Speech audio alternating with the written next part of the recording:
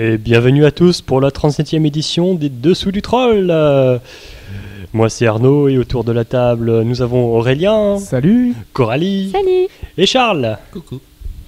Et oui, c'est le podcast numéro 37, le podcast nombre premier après le 31, c'est trop bien. Donc vous pouvez nous voir en ce moment en live sur Bad Geek, mais aussi nous retrouver sur Fréquence Geek et Pod Radio. C'est tout nouveau, on est sur la Millennium TV, la 3e du nom. Ouais, Bonjour. enfin, c'est plus si nouveau que ça parce qu'en fait, ça fait déjà j'essaye de faire le mec semaines. enjoué parce que Millennium ils sont cool. Placement de produit. Vous pouvez aussi nous avoir sur YouTube, mais aussi sur Dailymotion. Ça c'est vraiment nouveau. Ouais. Parce qu'on est motion maker. Et parce qu'on est chez Free. Alors, Voilà. Alors si vous êtes chez Free, regardez-nous sur Dailymotion. tu me piques mes blagues. Oui, je voulais la placer à ta place. C'est totalement nul là. Bon, enfin, sinon sur les réseaux sociaux habituels, Facebook, Twitter, le site lesdessoudutroll.fr et bien sûr sur iTunes. Voilà. De manière générale, si vous cherchez des sous-vêtements et que vous mettez troll à côté, vous risquez de tomber sur nous parce qu'on commence à devenir connus.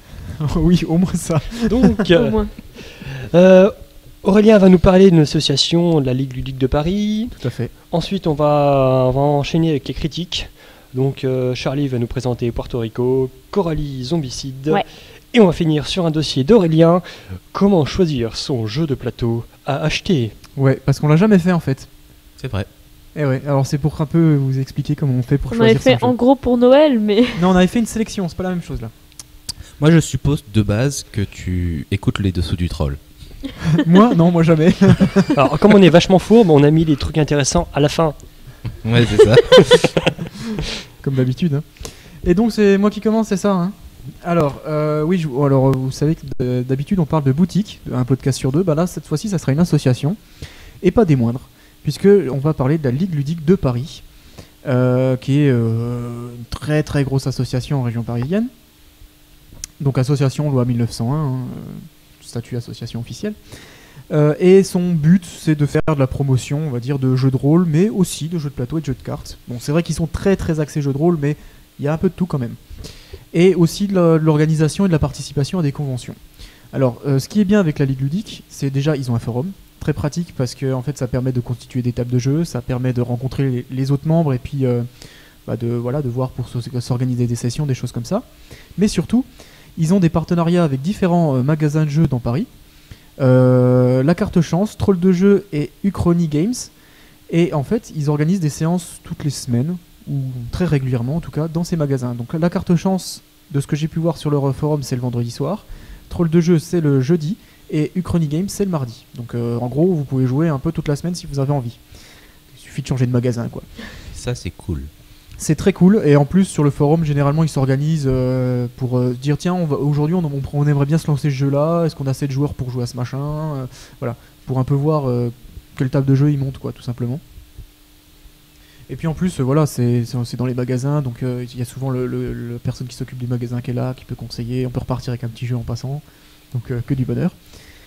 Mais à part ça on les retrouve aussi très très souvent sur plein de conventions. Alors citer toute la liste c'est impossible parce que je crois pas qu'il y ait beaucoup de conventions où il y a du jeu en région parisienne où il n'y a pas la Ligue ludique en fait, pour faire simple. Soit ils sont là en tant qu'organisateurs, typiquement ils ont organisé l'année dernière la Ludique Experience, si je ne me trompe pas dans le nom, qui était à Vernouillet. Ou alors ils sont là en tant que stand avec des tables de jeu et ils font jouer les gens quoi. Donc, par exemple à la Japan Expo ils avaient un big stand mouse avec Opal aussi. Où ils avaient je sais pas combien de tables de jeu, les maîtres du jeu, les tables, boum, ça défilait. Et, Je crois qu'ils étaient pas là pour le championnat de Rubik's Cube à Paris. mais nous non plus. Donc voilà, c'était pas une vraie convention. On n'était pas là. Non, mais par exemple, on a pu les retrouver dernièrement au Salon du Fantastique, par exemple. Ils vont être à... Qu'est-ce qu'il y a bientôt Enfin, on les retrouve un peu partout. Je sais qu'il y a des gens qui seront présents de la Ligue ludique qui seront présents à la convention qu'organise le Grimoire dans quelques semaines, par exemple. Voilà. Donc ils sont un peu partout. Et j'avoue que ça me sert bien aussi leur forum pour être informé de toutes les confs qui vont être organisées parce que généralement ils sont au courant. C'est très pratique. Et puis sinon à part ça, ils sont super sympas. Donc si vous les croisez en convention, souvent ils ont un t-shirt avec le logo, c'est un dé rouge qui fait un espèce de petit sourire. Ouais. Donc voilà, ça c'est leur logo. Donc Non, ils sont sympas. vous pouvez J'ai déjà joué souvent avec les trouver. eux. Ouais, moi Ils aussi, sont vraiment souvent. sympas. C'est clair. Donc une bonne assoce. Et puis donc vous pouvez aller sur leur site ligueludique.fr. Donc il y a le forum et puis il y a plein d'infos, plein de choses intéressantes pour si ça vous intéresse, pour que vous trouviez des joueurs, c'est le bon plan, on va dire. J'ai juste une question. Lorsqu'ils organisent les tables, une personne vient avec le jeu. Oui, alors en fait ce qui se passe souvent, c'est qu'ils ont leur maître du jeu. C'est-à-dire que avant la convention, ils se disent bon, qui c'est qui est là pour cette conf, quel jeu on peut faire jouer, quel maître du jeu on a sous la main. Et puis quand tu vas toi en tant que joueur sur leur stand, eh bien en général ils ont un maître du jeu, ils donnent la liste des tables, ils disent voilà, il y a ça, il y a ça, il y a ça, il y a ça, mais c'est eux qui fournissent le maître du jeu en règle générale. Après je pense que ça gêne pas si tu dis moi je suis MJ, j'ai envie de me G, ils vont te fouiller une cool, table s'il y a Et moyen. c'est une magnifique transition. Parce qu'ensuite on va passer à parler à Munji. Oui. Notre Oui, MJ. alors Charlie. Charles. De son Euh. petit nom magie, mais ça c'est secret. Et moi, je vais vous parler de Porto Rico. Alors, déjà, première question. Comment ça se fait qu'on n'en a pas déjà parlé de ce jeu? Je pense que c'est un oubli. Parce qu'on qu'on y a joué, mais on il y a y a joué il y a longtemps. longtemps. Oui, c'est ça, en fait. C'est le problème. Est-ce qu'on a On parlé du voulait Thumbs avoir Up des infos fraîches pour vous. Je crois qu'on n'a jamais parlé du Thumbs Up non plus. Si on a dû le faire dans les premiers podcasts, t'étais pas encore là. T'étais pas né. Donc, comme il y a 2 semaines, c'est un jeu qu'on a joué sur Board the Game Area. Avec Arena. toi. Avec un N. Ouais, moi je Arena. le dis à la française. Et avec Alexandre. Oui, exactement. Voilà. C'est un jeu qui coûte environ 35 €, entre 35 et 40. Ça dépend de votre distributeur. Ouais, bon, c'est le prix de ce Voilà, genre de ça. jeu. C'est un jeu de taille moyenne, vous aurez compris. Alors, ça nous vient du Canada. Et Comme c'est son nom distribué l'indique par... oui, c'est clair. Et c'est distribué Comme quoi par Comme son Asmodée. nom l'indique pas. Et c'est distribué par Asmodée. Alors, c'est un jeu justement qui commence à dater puisqu'il est sorti en 2002. Depuis 2002, il y a eu une réédition en 2010. Il y a eu une édition collector. Et j'ai noté une extension, je crois qu'il y en a même 2. D'accord.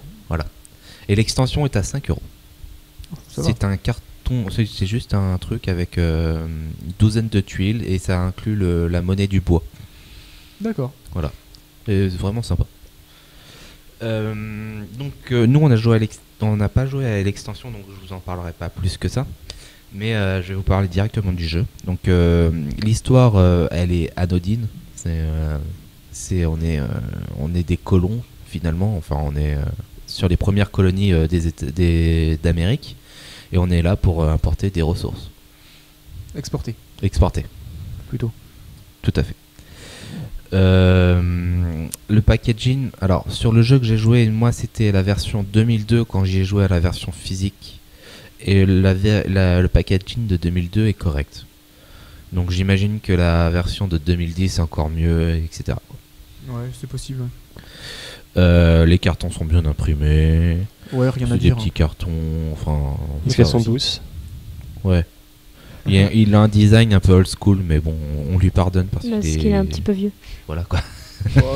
Il 10 ans, hein, il c'est pas copie tant le que ça. style allemand. Donc on va pas directement passer à la partie mécanique de jeu. Donc pour présenter Porto Rico, c'est un jeu à point de victoire. Encore. J'aime bien c'est- ça. C'est souvent. Hein. Et en fait, tout l'intérêt du jeu, c'est que il n'y a pas vraiment de phase de jeu. Il y a plutôt des rôles.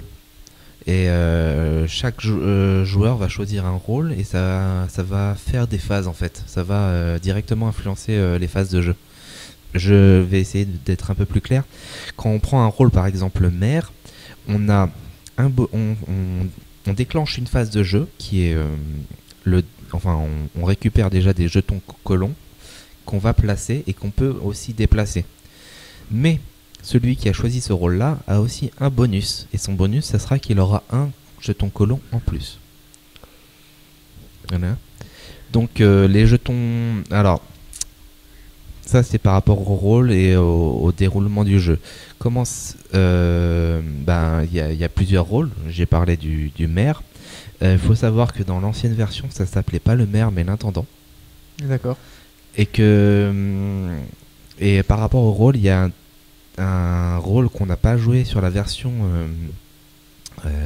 Board Arena. Borgenara, qui est le chercheur d'or, qui est un rôle qui vous permet de récupérer juste de l'or pour vous et qui fait pas jouer de statut. D'accord. Voilà. C'est vrai qu'il n'y avait pas. Il n'y avait pas. Ça manque pas spécialement. Je pense que c'est pour ça qu'ils l'ont retiré. Quand Voilà. tu décris les rôles, j'ai l'impression que c'est plus des actions C'est des actions. C'est des actions en fait. comme le C'est- jeu qu'on avait testé. C'est des actions mais pour tout le monde en fait. Actaria, comment ça s'appelait Ad Astra. Ad Astra. Oui. Astra, ouais. Où en fait, la personne qui lance la phase a un léger bonus. Exactement. ça. C'est un peu Comme c'est- dans Race for Galaxy, par exemple, c'est le même principe. Tout à fait, ouais. L'action, tout le monde va la faire et celui qui la lance a un bonus.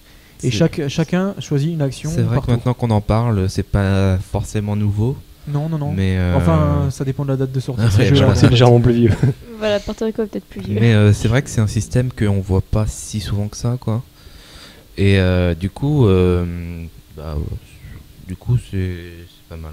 Est-ce qu'on peut faire du commerce d'esclaves? Non. Non, c'est que des Malheureusement. ressources que tu vends. Que des ressources, ouais. Et pas des ressources humaines. Donc, on va rentrer un peu dans le vif du sujet. Il y a deux... Alors, oui. Il y a également une chose... Non, on va parler des rôles, ça sera plus simple.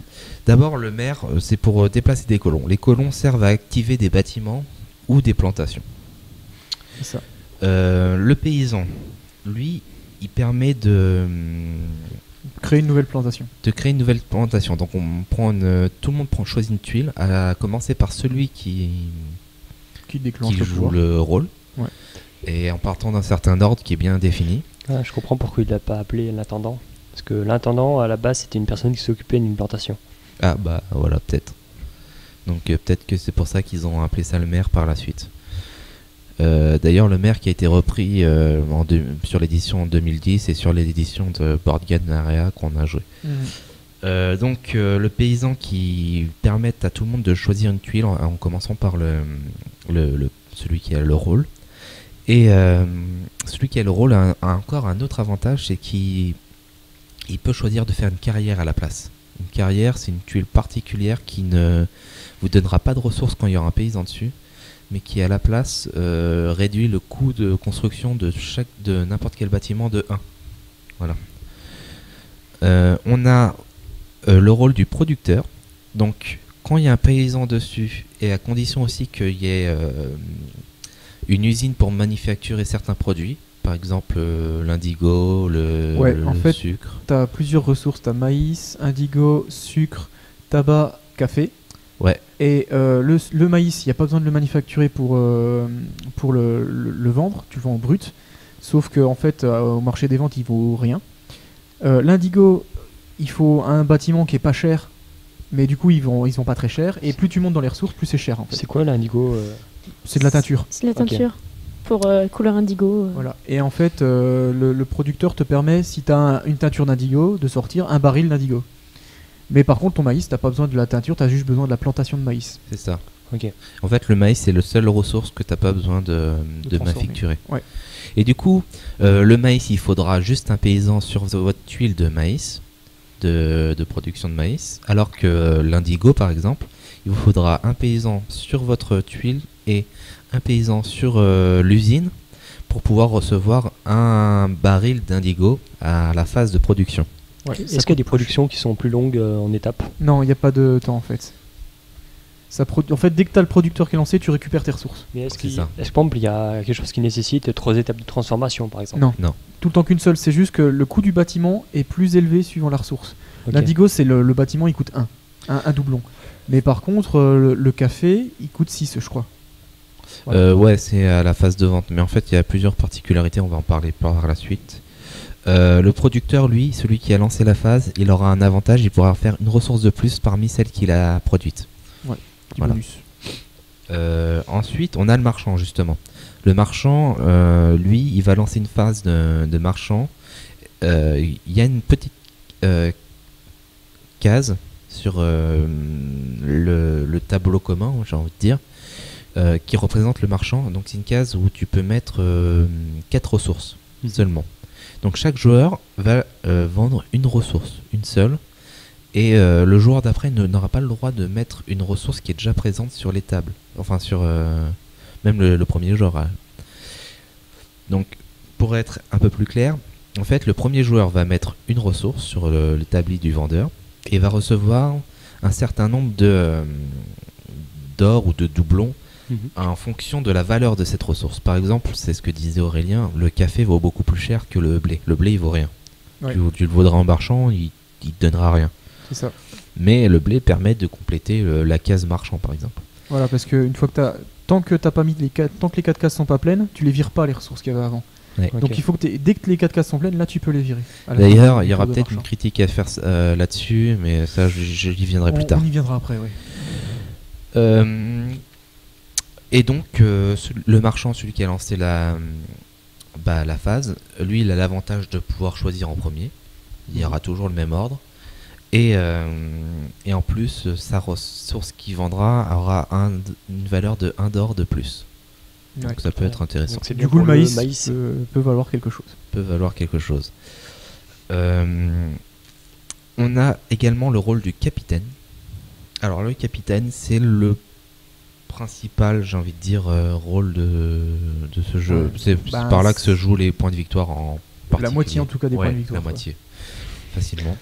Donc il faut savoir que à quai, il y a 3 bateaux de 6, 5 et 4 cases qu'il faudra remplir.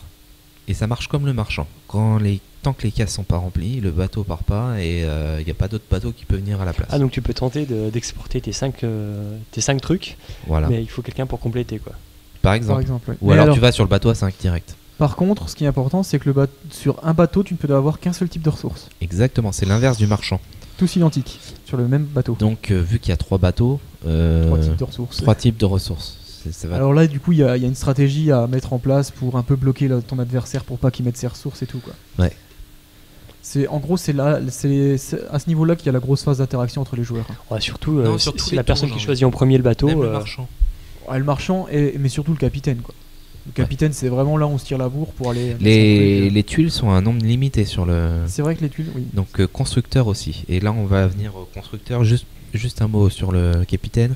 Un dernier mot. C'est un rôle qui va nécessiter. Enfin, quand tu prends le rôle, ça te rapporte 1 point de victoire en plus.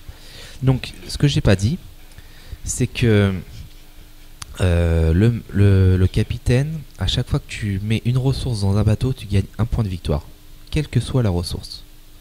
Et c'est là où ça peut être vicieux, parce qu'on peut produire du café qui se vend très cher au marchand, mais qui vaut rien chez le capitaine. Mais quelque part, si les adversaires ne le font pas, cette ressource-là, tu auras ce monopole de la ressource. Donc tu pourras bloquer un bateau pendant je sais pas combien de temps.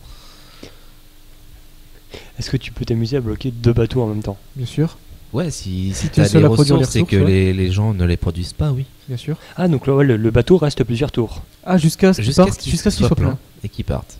Tant qu'il est pas plein, les ressources, il part pas, donc les Mais ressources quelque sont pas part, enlevées. l'intérêt des joueurs, c'est aussi de faire une grosse quantité d'un truc qui vaut rien, quoi, par exemple du blé, et de les balancer par paquet de 6.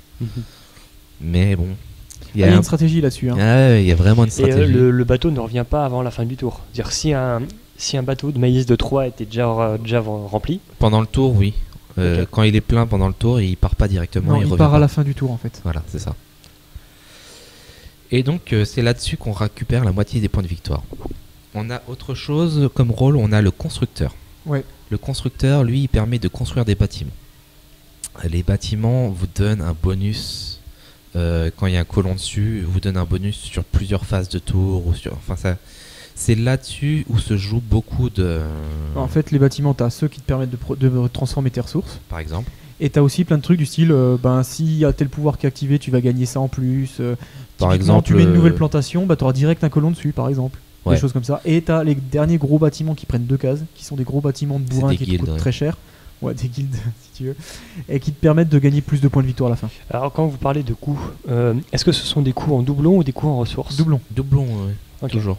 Donc, ah oui, et la dernière chose à dire sur les rôles, c'est que les rôles qui n'ont pas été pris dans ce tour-là, Et oui, ça, c'est on très rajoute un intéressant. doublon sur chacun des rôles. Donc potentiellement, quand tu vas le prendre, tu vas gagner les doublons qu'il y a sur le rôle.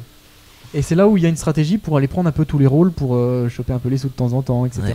Mais il y a aussi pas mal de joueurs qui se jouent qu'un seul rôle parce qu'ils ont un bâtiment qui est associé dessus. Oui. Enfin, ça se joue aussi, ça peut se jouer potentiellement comme ça. Bon, j'imagine que le choix des rôles tourne à chaque tour. Oui, le premier joueur à choisir les rôles, c'est jamais le même, ça tourne. C'est ça. Ok. Est-ce qu'on pourrait passer aux impressions? Oui, on va enchaîner. Ouais. Au niveau des critiques. C'est très long à expliquer comme jeu parce que c'est un jeu quand même qui est très complet, il y a beaucoup de règles, mais c'est très sympa à jouer. Hein. Alors moi, je trouve que c'est un jeu à grosse mécanique. Ouais. Hein. Déjà, c'est un jeu bien Ouais, c'est costaud. bien solide au niveau mécanique. Il y a 2 reproches que je lui fais. Mais tu vois, c'est des reproches dans le détail. Hein. C'est l'ordre de jeu. Par exemple, le gars qui choisit un rôle... typiquement, qui choisit un rôle où c'est important de choisir, où tu sais, tu as des phases par exemple paysan. Ouais, je pense que paysan tu au dois début et choisir, ou capitaine par à la exemple fin, quoi. capitaine. Celui qui choisit le capitaine, bon bah il remplit son truc. Le deuxième est quand même bien avantagé par rapport au troisième, au quatrième joueur, quoi. Ouais. Alors qu'il y a des rôles, par exemple chercheur d'or, où bah t'as pas de phase d'action, bah celui qui se retrouve en deuxième techniquement sur ce rôle-là, eh ben il est un peu. Donc il y a un petit côté où ça dépend, celui qui joue juste avant toi, s'il Ouais. choisit un bon rôle, Je sais ce que tu veux dire. tu C'est es vrai. bien avantagé. Mhm. Et t'en as qui jouent toujours des bons rôles, comme j'ai dit. Par exemple, il y en a qui joueraient toujours producteur parce qu'il y a un bâtiment qui fait que tu récoltes aussi des doublons à chaque fois que tu produis. Et qui les joue tout le tour. Et ben dans ce cas-là, le joueur qui sera juste derrière lui, il sera avantagé dans la partie par rapport aux autres. Ouais, parce que derrière il fait un marchand, un capitaine pour se dépenser ses ressources, et Voilà. il a pas eu à produire, il est nickel quoi. Ouais. C'est Ok. vrai. C'est vrai que c'est un problème un peu gênant. Un petit problème. Mais Mais- tu vois, c'est dans le détail. Hein. Ouais. Et le deuxième, encore un détail, c'est que je trouve que la mécanique de ce jeu n'est pas assez exponentielle. C'est-à-dire que tous les bâtiments qu'on va faire va vous rapporter vraiment des petits plus. Mais il n'y a pas un petit côté comme dans Merveille. Seasons ou Merveille, Pas un genre, waouh. où tu combattes à mort et Ouais. tu vois ce que je veux dire? Et à la fin de la partie, t'as plein de combos dans tous les sens. T'as plein de combos dans tous les sens, etc. Et c'est dommage parce que c'est un jeu qui aurait prêté à ça, moi je trouve. Il y a quand même une légère accélération Un petit dans peu, le sens où tes moyens de production montent de plus en plus. mais plutôt du côté logarithme que exponentiel sur Ouais. le coup. Ouais, c'est ça. On va pas étaler ça à tous les jeux allemands de 2002, mais Non, mais c'est un peu le problème. Enfin, c'est pas. Bon, après, c'est pour chipoter quand même. C'est hein. pour chipoter. C'est un très très bon jeu. De toute façon, je pense que c'est l'un des Ouais, meilleurs moi, jeux. moi, je vous le conseille, c'est excellent quand même. Comme jeu. C'est l'un des meilleurs jeux que j'ai critiqué. C'est clair. C'est vraiment dans la lignée de Caius. N'hésitez pas à foncer dessus. C'est tout. Voilà. ok, donc maintenant on va repartir sur une note un petit peu plus légère parce que le capitalisme ça va un petit peu. On va parler de zombies avec Coralie. Oui, genre je fais ma suite de zombies, je suis la, la testeuse de jeux de zombies. Donc aujourd'hui ça va être Zombicide, donc édité par Guillotine Game et Cool Mini or Not. C'est sorti donc l'année dernière. C'est de 1 à 6 joueurs en coopératif. C'est environ 60 minutes de jeu, voire même un petit peu plus. Et la boîte coûte 80 €. Donc j'ai tout de suite justifié entre guillemets le prix. C'est que c'est un jeu avec des figurines. Il y a 71 figurines dans le jeu. Donc en gros, ça équivaut à 1 € la figurine. Et après pour les plateaux, les cartes, les dés, voilà. En général, Cool Mini or Not fait des figurines assez chiadées. Oui, c'est des figurines. Donc on va tout de suite parler du packaging. Ouais. Voilà, c'est que les figurines sont vraiment sympathiques. Donc vous avez donc les 6 joueurs, donc qui sont vraiment personnalisés. Il y a des femmes, par exemple il y a une serveuse de style diner des années 70 avec un patin roulette et une tronçonneuse. Vous avez une fille à couette avec un katana. Il y a le flic traditionnel avec ses doubles flingues. Enfin, voilà, ils sont relativement corrects. Bon, par contre ils ne sont pas peints, mais j'ai vu sur internet des gens qui les peignaient. Pour Ouais, avoir un peu classique. plus de personnalité. Et à côté, donc, vous avez les zombies. Donc, vous avez 4 types de zombies. Les walkers traditionnels, qui sont, vous avez des femmes, des hommes. Donc si je me souviens bien, il y a deux types différents d'hommes et deux types différents de femmes, enfin en visuel en tout cas. Donc vous avez quand même pas mal de zombies différents. Ensuite vous avez les fat, donc c'est des gros, ils sont gros. Vous avez les runners. Il me semble que vous avez 2 visuels différents de runners. Est-ce qu'il y en a un qui a une grosse langue et là on parle de Left 4 Dead? Non. Et vous avez une abomination qui est en fait un gros boss horrible, qui ressemble à un gros Némésis, qui est énorme sur le plateau. C'est tous les classiques, quoi. Voilà, oui, très très classique au niveau du choix des zombies en tout cas. Les figurines sont en plastique, oui. je pense. En plastique, oui, faut quand même le transporter le jeu. Hein. Donc voilà, donc ce jeu il y a des extensions prévues, donc il y a 2 extensions prévues, apparemment de ce que j'ai vu. Il y a aussi des extensions au niveau nombre de zombies, donc en figurines. Il y a aussi des figurines chiens en extension. J'ai vu passer un Kickstarter là-dessus, alors du coup je sais Et pas si c'est l'extension. je crois que c'est pour le jeu de base, il me semble. Et aussi des mallettes de rangement, enfin en tout cas de ce que j'ai vu, pour ranger mieux les figurines, parce que bon, c'est relativement bien rangé, hein. Les figurines ne bougent pas trop dans la boîte, par contre c'est long à ranger, c'est long à déranger, c'est long à ranger, mais bon, après tout c'est un jeu à figurines, et les zombies pop très très rapidement, donc il faut sortir rapidement beaucoup de zombies. Donc j'ai parlé, c'est un jeu coopératif. Donc, et je voudrais dire que c'est un jeu à scénario. Donc là, vous avez le manuel de jeu qui comporte donc les règles du jeu et aussi plusieurs scénarios. Il y a aussi énormément de scénarios sur Internet, parce que je vous rappelle que le plateau est modulable. Vous avez 9 cases, recto verso, et donc vous pouvez les moduler selon les scénarios. Et c'est un jeu à objectif. Donc là, vous êtes tous ensemble à faire des objectifs. Généralement, c'est aller à des endroits précis selon les scénarios. Aller dans une pièce, sortir à il y a une sortie, donc vous voulez tous vous diriger vers la sortie à la fin des jeux objectifs pour gagner. Ensuite, en clair, donc quand vous commencez une partie, vous choisissez un scénario, vous mettez en place donc votre jeu et vous mettez en place vos personnages qui commencent à un endroit précis dans le jeu. Comment ça se passe? Donc il y a 2 tours de jeu. Il y a le tour de jeu des joueurs. Donc chaque joueur à son tour a 3 actions possibles. Donc il y a énormément d'actions. Vous pouvez vous déplacer dans une salle, ouvrir une porte, parce que les portes généralement sont fermées. Vous pouvez fouiller la salle, donc ça vous permet de récupérer des équipements. Vous pouvez faire du bruit là où vous êtes. Donc le bruit sert à attirer les zombies là où vous êtes. Donc vous pouvez donc attaquer, etc. Vous avez 3 actions donc à faire durant votre tour, et après c'est au jour suivant. Ensuite, quand tous les joueurs donc ont fait leur tour d'action, c'est au tour des zombies. Donc de base, les zombies se déplacent. Le zombie de base a une action. Donc en clair, soit il se déplace vers vous, soit il vous attaque si vous êtes sur votre case. Il vous attaque obligatoirement si vous êtes sur la même case que lui. Il fait pas de trucs compliqués. Non, il fait pas. Il te touche forcément. Il y a pas de. Lui, il lance pas de dés, contrairement à toi. Voilà, je parlerai des équipements plus tard. Voilà, il te touche forcément. Point. Il y a juste les runners qui, eux, par contre, font 2 actions. Donc ils peuvent courir 2 fois, courir une fois, attaquer 2 fois, etc. Donc généralement, si vous êtes sur une case avec un runner, il vous tue parce que vous êtes mort au bout de 2 blessures. Hein. D'accord. Voilà. En clair, c'est vraiment un jeu de zombies où en fait, c'est plutôt mauvais d'attaquer. Vous avez pas mal d'armes. Donc, quand vous fouillez dans une pièce, vous récupérez des équipements. Donc, soit d'armes à distance ou. Est-ce que le jeu ou en se passe contact. au Texas? Non, ça a l'air d'être une ville états-unienne lambda. Non, parce qu'on sait jamais. Une petite ville dans les Midwest, tu fouilles une pièce. Ah, qu'est-ce que tu récupères? Oh, 12 fusils et une grenade. Bon, ça par contre, ça arrive. Hein. Ça arrive vu que tu peux fouiller plusieurs fois, tu peux fouiller les uns derrière les autres. Il n'y a pas de quota de fouille là où tu es. Si je me souviens bien, hein, parce qu'il y a énormément de règles dans le jeu. Et c'est vrai que quand on y a joué, on a dû y jouer plusieurs fois, et je ne sais même pas si on a appliqué correctement toutes les règles. Parce que les règles sont assez lourdes en fait. Ah, pas cool ça. Et les règles sont lourdes, et il y a pas mal de choses qui sont difficiles à comprendre, genre les règles de fouille, les règles de déplacement des zombies, parce que quand des zombies arrivent à une intersection, ils se séparent et donc se dédupliquent, et là tu comprends pas.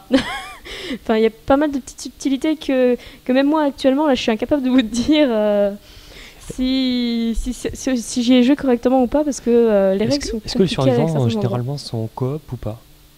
C'est-à-dire Est-ce que le but c'est qu'il y ait un survivant Non, il faut que... Enfin, il peut y avoir qu'un seul survivant, mais le but c'est quand même d'aller à la sortie, qu'il y ait au moins un qui arrive à la sortie. Bon, sinon t'es mort, hein. Est-ce qu'on est dans un jeu de félon où en fait on essaye de que ce soit l'autre qui se fasse buter?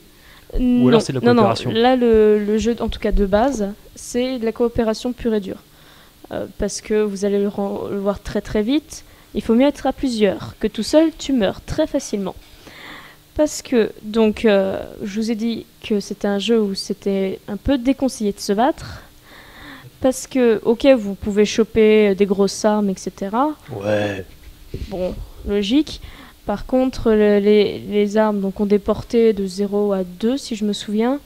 Des attaques, donc les points de dégâts de 1 à 3. Donc, sachant qu'il faut 1 pour un zombie traditionnel, il faut forcément 2 pour un fat. Donc, si tu as une arme qui fait 1 de dégâts, ça sert à rien de taper sur le fat. Même si tu le touches 2 fois, il faut une arme à 2. Et pour l'abomination, il faut une arme à 3.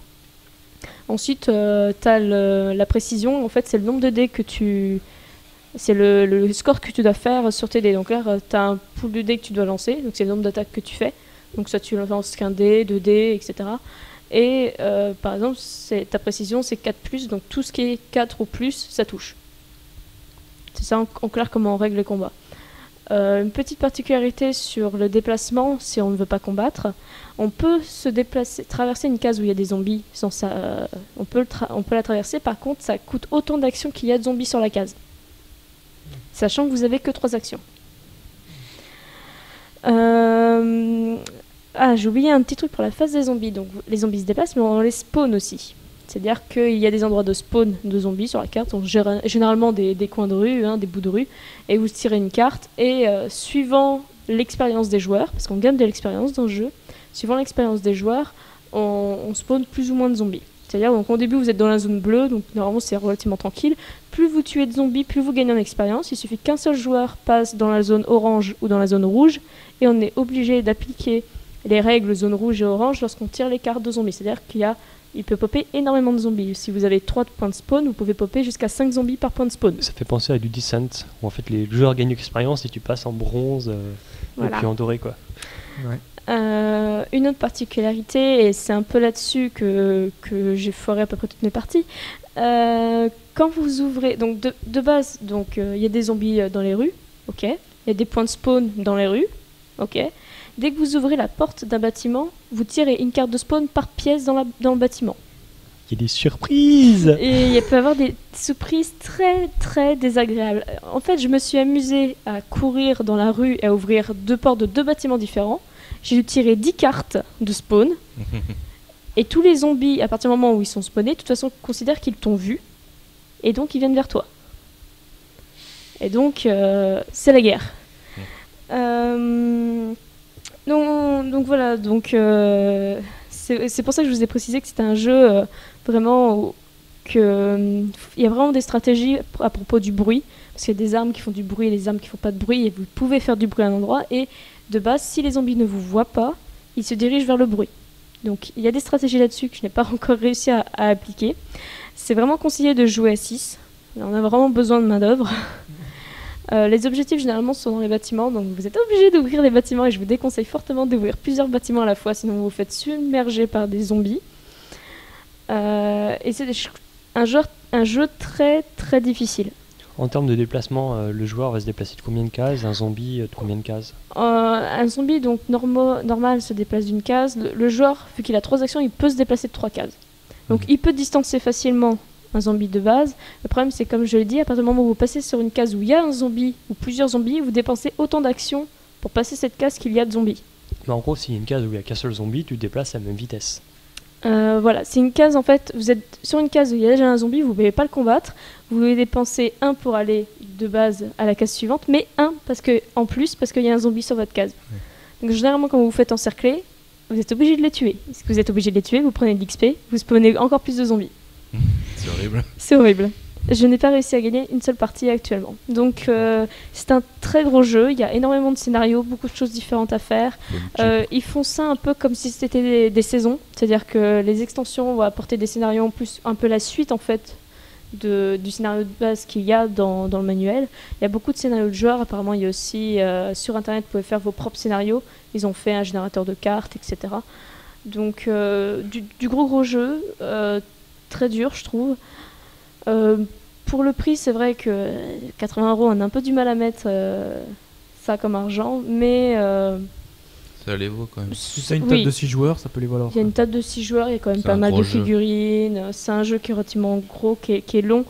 Ils disent à peu près 60 minutes, mais pour l'instant j'ai fait plutôt 1h30 que 60 minutes. Faut le voir plus comme un concurrent de Descent ou de StarCraft. Voilà, et ce qui est bien, c'est que contrairement à un Descent, où tu es obligé d'avoir un maître du jeu, là vous êtes en coopération, vous jouez contre le plateau. StarCraft, vous jouez les uns contre les autres, vous jouez pas en coop. Là c'est vraiment du jeu en coop ensemble, il n'y a pas de maître du jeu, et franchement c'est conseillé. Après, c'est du gros jeu. Ok. Donc on va quitter les zombies tristement pour passer à Aurélien. Tout à fait, avec un petit dossier pour essayer de vous expliquer comment on peut choisir correctement son jeu de plateau ou jeu de cartes à acheter.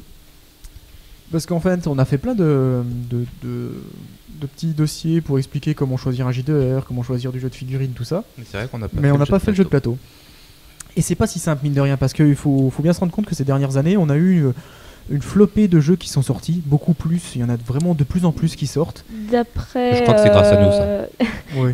D'après donc la remise des prix des As d'Or, il disait que cette année, enfin l'année dernière, il y a 1000 jeux qui sont sortis. 1000 jeux de plateau. 1000 jeux.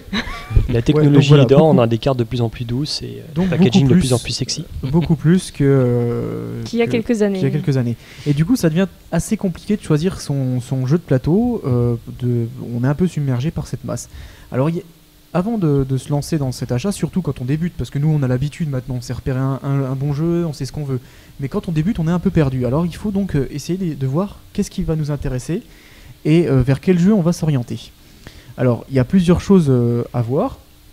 Tout d'abord, il faut s'intéresser à un peu la taille du jeu, j'ai envie de dire, à savoir combien de temps on a envie de jouer. Est-ce qu'on a envie de partir sur un jeu où on va passer une après-midi entière à jouer? Est-ce qu'on a envie d'un jeu qui est assez long, mais qui ça va en 2 heures c'est fini? Ou est-ce qu'on a envie au contraire d'un jeu qui joue en 10 minutes comme ça pour le fun? Ça c'est déjà la première chose, savoir un peu ce qu'on veut quand même. Alors pour ça, en magasin, il y a quelque chose d'assez facile à repérer, c'est le prix. En général, le prix va avec la durée du jeu. Bon, de toute façon, la durée du jeu est écrite sur les boîtes, mais des fois elle est fausse, malheureusement. Donc le prix, c'est une bonne indication, puisque forcément, plus le jeu est gros, en général, plus il y a de matos, donc plus il est cher, tout simplement. Donc en général, on considère que les petits jeux rapides, sont à moins de 20 €. C'est pas toujours vrai, hein. Il y a des fois des exceptions, mais en moyenne, c'est ça. Les jeux moyens, c'est autour de 20-40 €, et au-dessus de 40 €, on commence à arriver sur du gros jeu, normalement. Alors ça, c'est la première chose. Ensuite, il faut se demander à combien on va jouer. Parce qu'évidemment, si on est une famille de 5 personnes et puis qu'on achète un jeu qui joue à 4 maximum, c'est peut-être dommage. Si on est que 2 et puis qu'on achète un jeu qui joue à 3 minimum, c'est aussi dommage. Il faut attendre quelques mois. Oui, non, mais d'accord, mais bon. Voilà, il faut Plus que quelques mois quand même. c'est clair. Il faut essayer de se demander un peu qui c'est qui va jouer à ce jeu, tout simplement. Alors, est-ce que j'ai une table sous la main? Combien j'ai d'amis? Parce que pareil, si j'ai 5 potes et puis que j'achète un jeu qui joue à 4, il y en a un qui va tirer la gueule dans la bande, quoi. Donc voilà, donc il faut se demander ça pour après choisir un jeu où on peut jouer avec les gens avec qui on a envie, quoi, tout simplement. Adapté en fonction de l'entourage. Tout à fait. L'exemple, ma nièce, je lui ai pas acheté un jeu qui joue de 5 à 12, quoi. Parce que ils sont 3. Ou à 4. Parce Ou à qu'ils 4, sont 3. parce qu'ils sont 3. Voilà, t'as 5 neveux, tu joues à Zombicide. Et ils ont tous 2 ans et demi. Oui, et puis Ouais, par exemple. il y a un autre facteur, c'est la complexité du jeu. Alors, c'est justement le point suivant. En effet, c'est la complexité du jeu. Parce que évidemment, on ne met pas n'importe quel jeu entre les mains de n'importe qui. Alors, souvent sur les boîtes, il y a écrit, donc le nombre de joueurs est écrit, la durée de jeu est écrit, mais il y a aussi écrit 10+, 7+, 3+, un peu comme pour les jeux vidéo. Qui dit un peu quel âge s'adresse le jeu.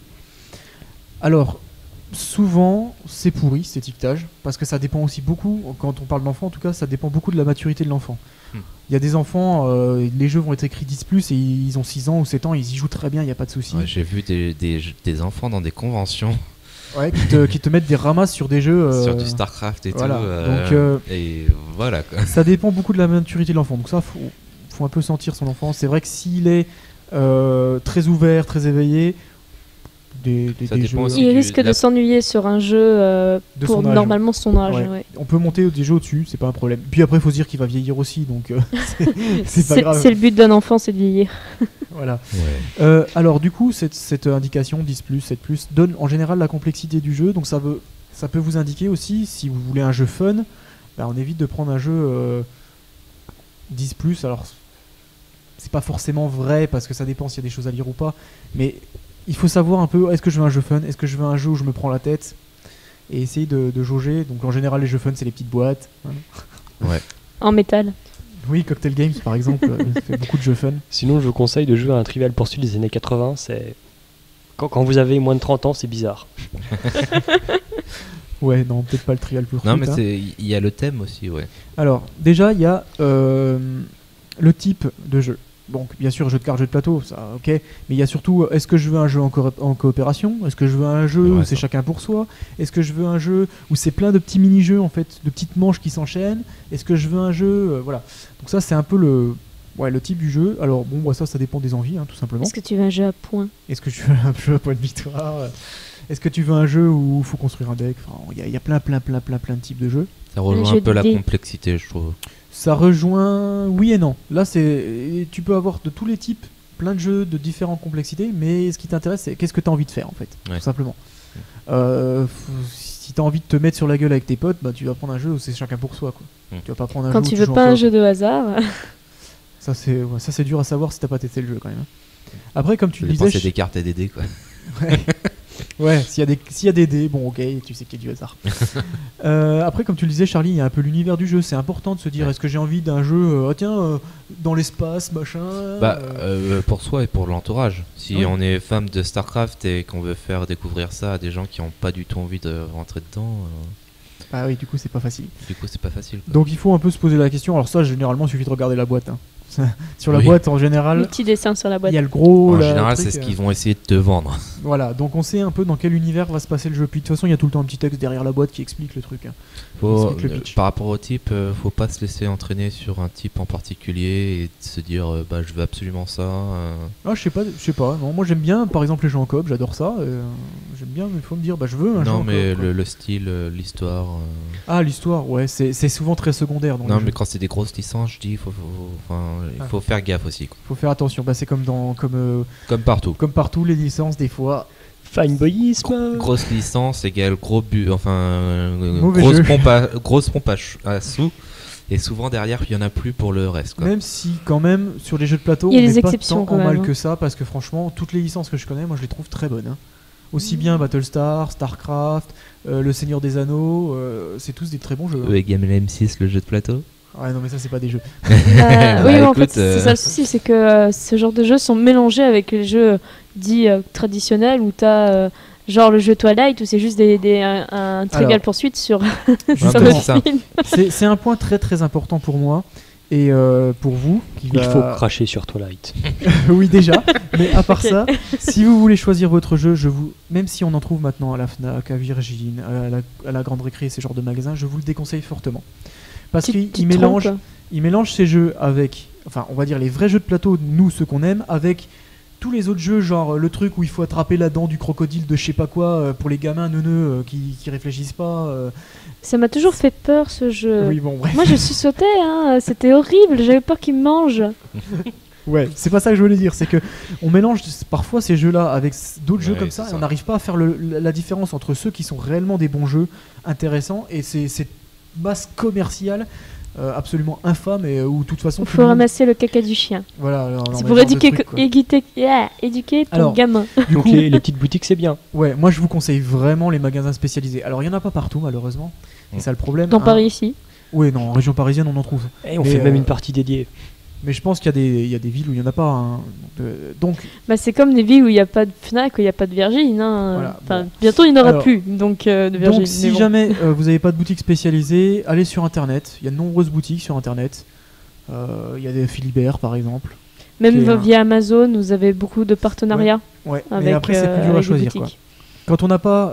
alors l'avantage, oui, j'y viens quand même aux boutiques spécialisées, l'avantage d'avoir un magasin spécialisé, c'est qu'on a une personne qui s'y connaît dans la boutique. Tout à fait. En général, c'est un passionné, hein, dans 99% des boutiques. Et donc, du coup, on peut lui demander des conseils. Parfois même, il va vous déballer le jeu, parce que souvent, ils ont des jeux d'essai, des versions d'essai, donc ils peuvent vous le montrer, dire tiens, ça se joue comme ça, vous expliquer un peu, voire même le tester direct, parce que souvent, ils ont des tables aussi pour jouer. Donc, c'est bonheur. Moi, je voulais revenir sur la solution internet. Si vous n'avez pas de magasin que vous avez sur internet, multipliez vos sources. Allez voir les commentaires et tout ça. C'est important. Multipliez les sources. Un très bon site, TrickTrack. Hein.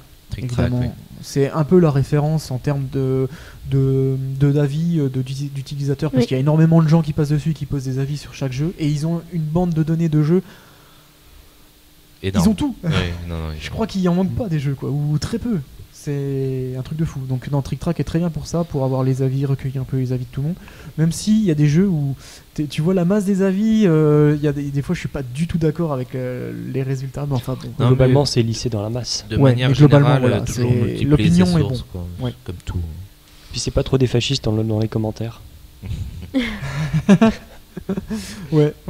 Après, n'hésitez pas à faire plusieurs magasins pour un peu comparer les prix en ligne, hein, parce que des fois, faut se méfier des prix, quoi.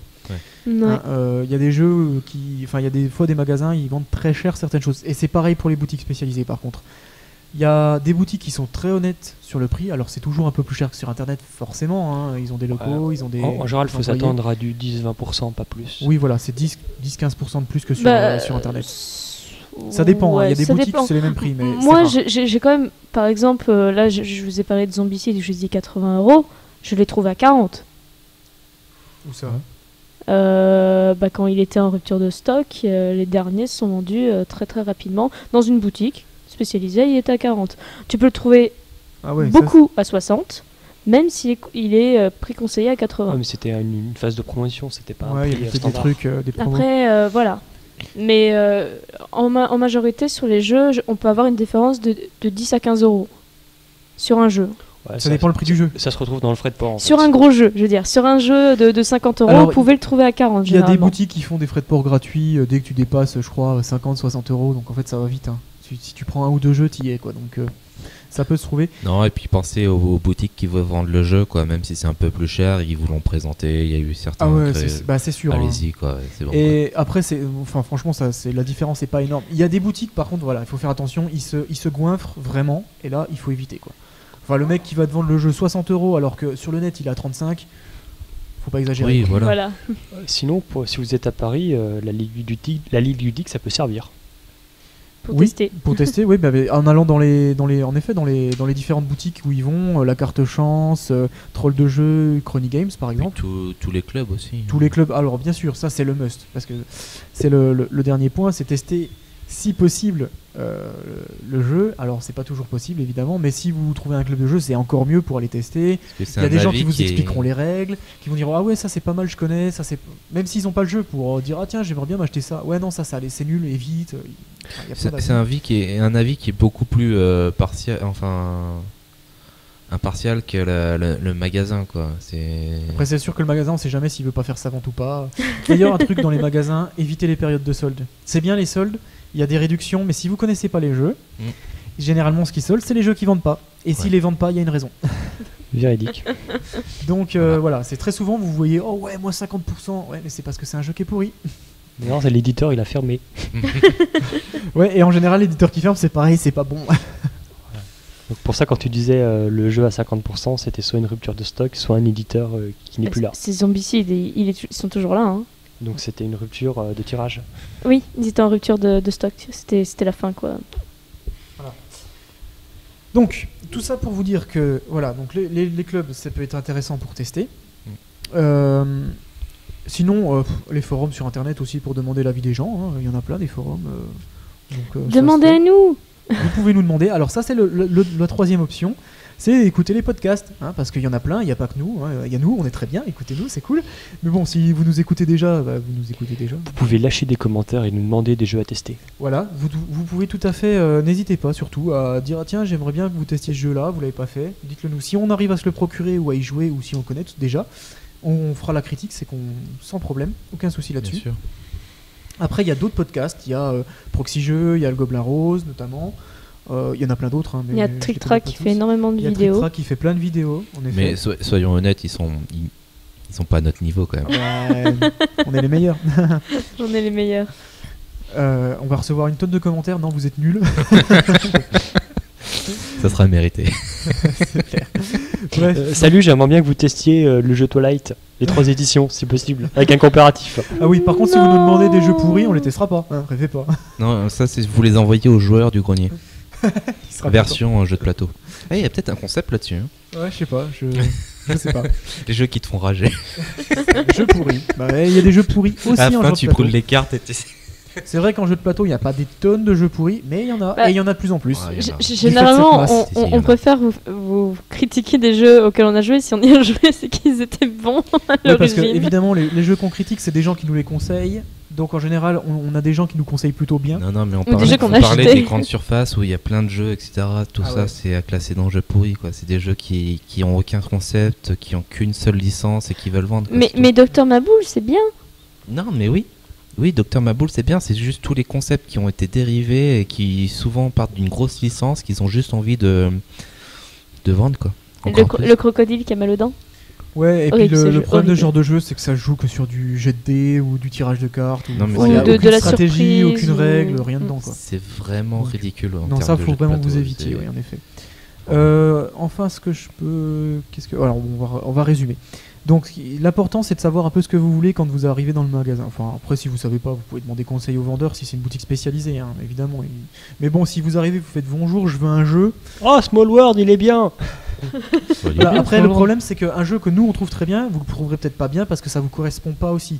C'est Oui, pour ça tout à qu'il fait. faut savoir un peu à quoi on a envie de jouer. Donc, il faut se demander le temps qu'on a envie d'y consacrer. Est-ce que je veux jouer 1 heure? Est-ce que je veux jouer 5 heures? Est-ce que je veux jouer 10 minutes? Le nombre de joueurs avec qui on va jouer, est-ce qu'on va être 3, 4, 10, 25? C'est pas du tout le même jeu. Forcément, ce qui va avec le temps, c'est la complexité du jeu. Est-ce que j'ai envie de me prendre la tête sur le jeu ou pas? Parce qu'il y a des jeux où les règles sont très compliquées et il y a des jeux où les règles sont très simples. Des fois, même les règles. compliqués qui se jouent très court. 1 heure de lecture de Bien règles. sûr, la durée n'est pas toujours Pas correspondante à la toujours, mais complexité des c'est règles. vrai qu'il y a toujours des contre-exemples sur ce qu'on vient de vous dire. Mais on va Mais dire ça dans le arrive. cas général. Ouais. De vous demander aussi un peu qu'est-ce que vous avez envie de faire dans le jeu. Est-ce que vous avez envie de vous foutre sur la gueule avec vos potes en un coup de grosse hache, ou est-ce Ouais. que vous avez envie de tous être ensemble et d'essayer d'atteindre un but? Bon voilà, il faut se demander un peu qu'est-ce qu'on a envie de faire dans le jeu. Et puis enfin l'univers, mais ça je le mets vraiment en dernier point, c'est pas pour rien, c'est pour moi pas le truc primordial de se dire bah voilà, de jouer dans un univers qui nous plaît. Est-ce qu'on a envie d'être dans du space opéra, dans du fantastique, dans du médiéval? Ah, ça joue, mais le problème c'est quand on se laisse avoir par l'univers pour prendre n'importe quoi. Voilà, c'est pour ça que je le mets en dernier point. Mm. C'est pas primordial à mon goût. Vous pouvez jouer au loup-garou de Tierce-Lieu dans à peu près n'importe quel univers. Oui, Ouais. c'est vrai, bien sûr. Après, il y a des jeux qui n'ont pas d'univers en plus. Hein, donc, il y a même des jeux conceptuels où voilà, on Ouais. peut même pas le mettre dans un univers. Quoi. C'est Et sûr. donc, voilà, après, vous avez deux modes d'achat, enfin 3. Un que je vous déconseille fortement, c'est les grandes surfaces, les Virgin et compagnie, parce qu'ils sont pas spécialisés là-dedans et qu'ils y connaissent rien et que les vendeurs vous pompent. Sauf rares vendeurs, exception dans C'est ça. certains magasins. Des hein, fois, tu as évidemment. des vendeurs qui sont très compétents. Oui, mais on les enfin- critique pas, mais le problème, c'est que leur rayon, leurs produits qu'ils mettent en avant, elle est tellement variée et tellement n'importe quoi que de toute façon. Oui, et le problème, c'est que les vendeurs de Virgin et de Fnac sont pas, à mon avis, recrutés parce que c'est des passionnés de jeux de plateau. Quoi. Non, c'est Ils ça. sont recrutés parce qu'ils sont vendeurs. Mm. Donc forcément, ils peuvent pas s'y connaître à fond, quoi. C'est ça. Alors du coup, je vous conseille plutôt soit les magasins spécialisés, là c'est le must pour les conseils, ou alors je vous conseille tout simplement d'aller sur Internet. Si vous n'avez pas de magasin spécialisé aux côtés de chez vous. Ouais. Et pour vous renseigner, Trick Track est un très bon, je le mets en top parce qu'ils ont plein de choses. Non, c'est sûr. Plein d'informations, mais sinon le net en général est une bonne source d'informations, mais multipliez vos sources quand même pour pas se faire piéger. Ouais. Et puis les podcasts, c'est très bien Les podcasts. à écouter, pareil. Moi, je reviens sur juste l'intérêt. L'intérêt de tout ça, c'est que on parle d'un jeu de plateau qui va coûter 40 €. Ouais. C'est quand même un budget. Ah ça c'est sûr. Et il n'y a rien de plus exaspérant d'acheter quelque chose qui correspond pas.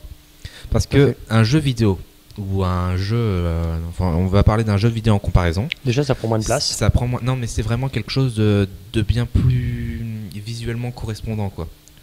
Oui, en plus, c'est des choses qu'on connaît mieux, donc tu cibles plus facilement Voilà, que c'est ça. va être le jeu. Mais en plus, le jeu vidéo se revend beaucoup plus facilement que le jeu de Ça se plateau. vend plus facilement, voilà. Un jeu de plateau, c'est plus dur à revendre. Ça se Ouais. fait, mais c'est plus dur. Donc c'est vrai que c'est très très important de bien choisir. De bien choisir. Et de toute façon, au pire, n'hésitez pas à contacter les différentes communautés qu'il y a. Il y a des communautés de joueurs partout en France. Il suffit de les contacter, d'aller sur leur site ou d'aller les voir pendant des séances de jeu. Il y aura tout le temps des gens pour vous aider. C'est le must, je pense qu'on puisse vous dire. Maintenant, il faut pas hésiter à se lancer aussi. Hein. Après, un jeu que vous avez testé qui vous plaît, bah hop, ça correspond, bah vous l'achetez, c'est le premier. Et puis après, Ouais, c'est une c'est longue sûr. liste. Alors Aurélien, quel était ton premier jeu? Que j'ai acheté, mon premier jeu, je crois que c'était Pete. Le premier que j'ai acheté. Parce que j'avais pas de sous à l'époque, alors un petit jeu à 9 ou 10 euros, je sais plus combien je l'ai payé, et qui était très fun, bah voilà, j'ai acheté ça. Tout simplement. Mais après, bon, les gros jeux, je crois que c'est Battlestar Galactica le premier. Sérieux? Ouais, je crois, ouais. Moi, Le c'est premier que j'ai StarCraft Voilà. que j'ai acheté avec mes sous.